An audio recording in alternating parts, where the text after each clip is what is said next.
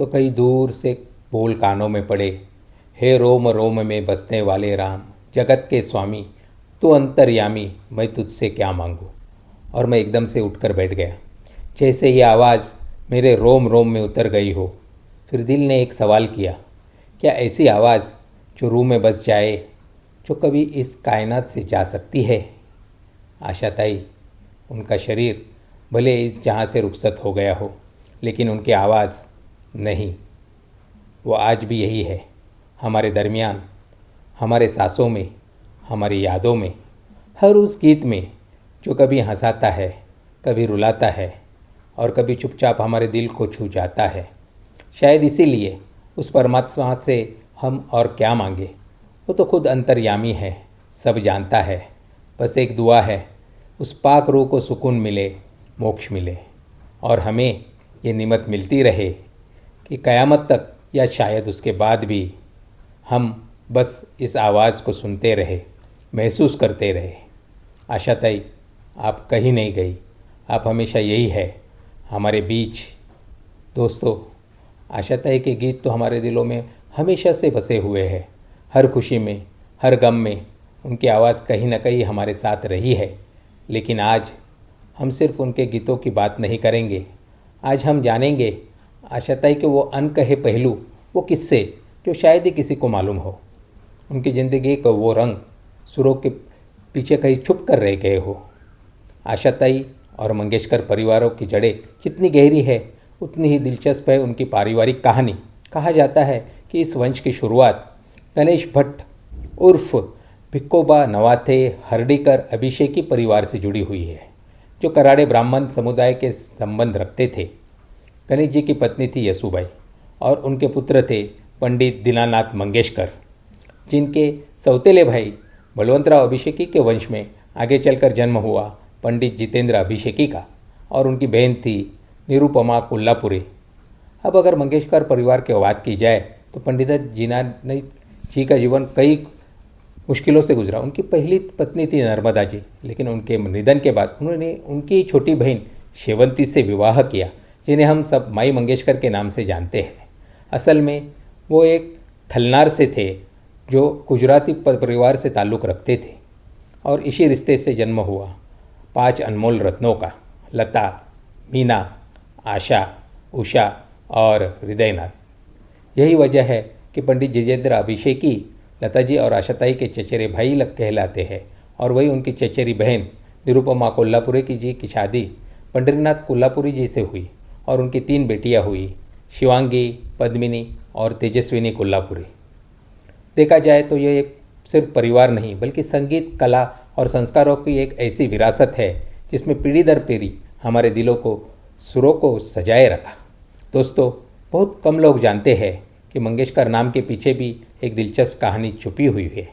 दरअसल मंगेशकर परिवार के पूर्वज गोवा के मंगेशी गांव से ताल्लुक़ रखते थे, और अपने इसी गांव की पहचान को हमेशा के लिए जिंदा रखने के लिए मास्टर दीनानाथ जी ने अपना मूल उपनाम हर्डीकर बदलकर मंगेशकर रख लिया, ताकि जहाँ भी उनका नाम लिया जाए वहाँ उनके गांव, उनकी जड़ों की खुशबू भी साथ चली आए। माई मंगेशकर ने अपने बच्चों के नाम शुरू में कुछ अलग और थोड़े लंबे रखे थे, लेकिन मास्टर दीनानाथ मंगेशकर जी का अलग ही कहना था। उनका कहना था, नाम हमेशा 2 अक्षरों में ही होने चाहिए। अगर नाम बहुत बड़ा या लंबा हो तो लोग उसे अपने हिसाब से छोटा कर देते हैं। इसलिए उनका मानना था कि नाम हमेशा छोटा और सहज होना चाहिए, ऐसा कि जिसे हर कोई आसानी से और पूरे प्यार से ले सके। और शायद यही वजह थी हेमलता का नाम बदलकर लता रखा गया, मीनाक्षी का नाम बदलकर मीना हो गया, कामाक्षी का हो गया आशा, नीलाक्षी का हो गया उषा, और भाई का नाम बदलकर प्रकाश से हृदयनाथ रख दिया। आशा भोसले बचपन से ही बहुत शरारत थी, वो नटखट थी। उनके पिता दीनानाथ मंगेशकर जी को उनसे बहुत लगाव था। घर में जब भी कोई चीज़ टूटती तो अक्सर उसका इल्ज़ाम आशा पर ही आ जाता था, और सब उनके ही नाम लेते थे। लेकिन दीनानाथ जी का प्यार देखिए, वो मुस्कुराकर कहते थे, अरे हबा ने किया ना, कोई बात नहीं। हबा, पहलवान और पठान, ये उनके बचपन के प्यारे टोपन नाम थे, और हबा का मतलब होता है थोड़ा सा भोला, या मासूम यानी मजाक में मूर्ख, लेकिन ये नाम भी बहुत प्यार से दिया गया था। आशा भोसले ने बहुत छोटी उम्र में ही गायकी के दुनिया में कदम रख दिया। महज 10 साल की उम्र में उन्होंने अपना पहला गीत मराठी फिल्म माझं बाळ के लिए गाया। इसका संगीत दिया था दत्ता डावजेकर जी ने और वो गीत था चला चला नव बाळा। और अगर हिंदी फिल्मों की बात करें तो जैसे मैं पहले वीडियो में बता चुका हूँ, साल 1948 में हंसराज बहल जी ने उन्हें फिल्म चुनरिया में गाने का मौका दिया। इस फिल्म का गीत सावन आया आशा भोसले ने सोहराबाई अम्बालावाली के साथ मिलकर गाया था। यही उनका पहला गीत था। यही से शुरू हुआ एक ऐसा सफ़र जो आगे चलकर संगीत की दुनिया में बुलंदी तक लेके गया। वैसे तो आशा भोसले ने अपने करियर में 12,000 से भी ज़्यादा गीत गाए। इसके लिए उनका नाम Guinness book of world records में भी दर्ज है। और सिर्फ हिंदी ही नहीं बल्कि 20 से अलग अलग भाषाओं में उन्होंने आवाज़ का जादू बिखेरा। लेकिन इतने अनगिनत गीतों के बीच अगर उनके पसंदीदा गीत की बात करें तो आशाताई ने अपने एक BBC इंटरव्यू में अपने पसंदीदा गीत का जिक्र किया था। वो गीत है गीत कितने गा चुकी हूँ मैं इस चुकी जग के लिए, आज गाऊंगी मैं केवल अपने लिए अपने लिए। ये एक नॉन फिल्मी एल्बम का गीत है जिसे भरत व्यास जी ने लिखा था और इसे संगीतबद्ध किया था निखिल घोष जी ने। साल 2013 में 79 साल की उम्र में आशा भोसले ने फिल्म माई के जरिए अपनी अभिनय की शुरुआत की। इस फिल्म में उन्होंने एक 65 साल की माँ का किरदार निभाया जो अल्जाइमर जैसे बीमारी से जूझ रही होती है और अपने बच्चे द्वारा छोड़ दी जाती है। उनकी इस भूमिका को दर्शकों और समीक्षकों ने खूब सराहा और उनके अभिनय को भी काफ़ी सकारात्मक प्रतिक्रिया आई।